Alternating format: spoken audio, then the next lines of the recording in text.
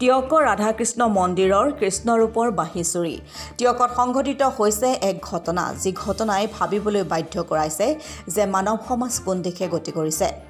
দেওবাৰে নিশা টিয়ক নগৰৰ মাজমজিয়াস্থিত শ্ৰী শ্ৰী ৰাধাকৃষ্ণ মন্দিৰ মাৰোৱাৰী ঠাকুৰবাৰীৰ মূল মূৰ্তি ৰাধাকৃষ্ণ মূৰ্তি কৃষ্ণ মূৰ্তিৰ পৰা ৰূপৰ বাঁহীটোৰ লগতে দান পাত্ৰৰ পৰা নগদ ধন চুৰি হোৱা ঘটনাই সমগ্ৰ মানৱ সমাজৰ উশৃংখলতাক প্ৰকাশ কৰিছে, লজ্জিত কৰিছে সকলোকে।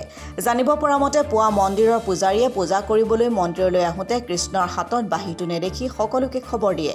ৰাইজ গোট খাই সমগ্ৰ পৰিৱেশ অধ্যয়ন কৰি পাছফালৰ দৰ্জা ভাঙি মন্দিৰত প্ৰৱেশ কৰি এই চুৰি কাৰ্য সংঘটিত কৰিছে বুলি অনুমান কৰিছে।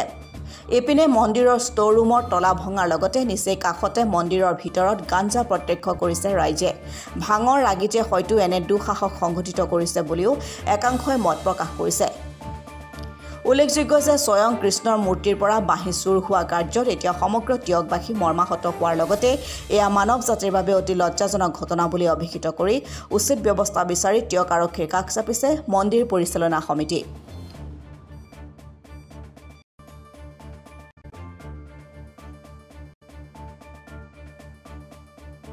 যোৱা নিশা আমাৰ টিয়কৰ শ্ৰী ৰাধাকৃষ্ণ মন্দিৰত এক চুৰি কাৰ্য সংঘটিত হৈছে।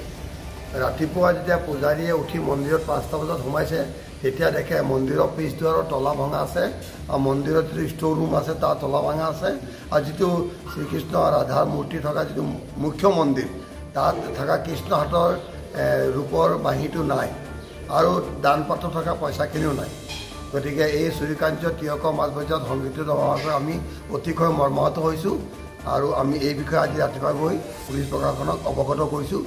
অতি দুৰ্ভাগ্যৰ বিষয় যে টিয়কৰ যি শ্ৰী শ্ৰী ৰাধাকৃষ্ণ মন্দিৰ বা মাৰোৱাৰী ঠাকুৰবাৰীৰ বিষয় এই মন্দিৰত যদি চুৰি কাৰ্য সংঘটিত হৈছে তেনেহ'লে মানৱতাৰ কিমান লুণ্ঠন হৈছে, মানৱ জাতি কিমান অধঃপতনে গৈছে এই বিষয়ে আমি পুনৰ ভাবিবলগীয়া হৈছে।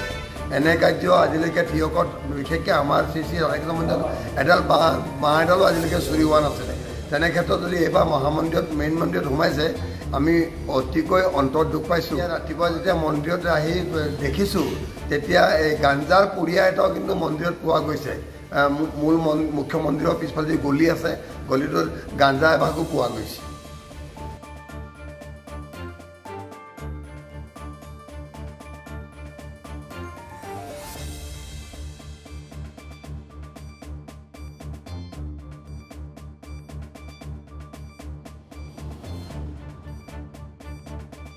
টিয়কৰ পৰা বিৰাজ বৰা ৰিপৰ্ট, অসম টুডে।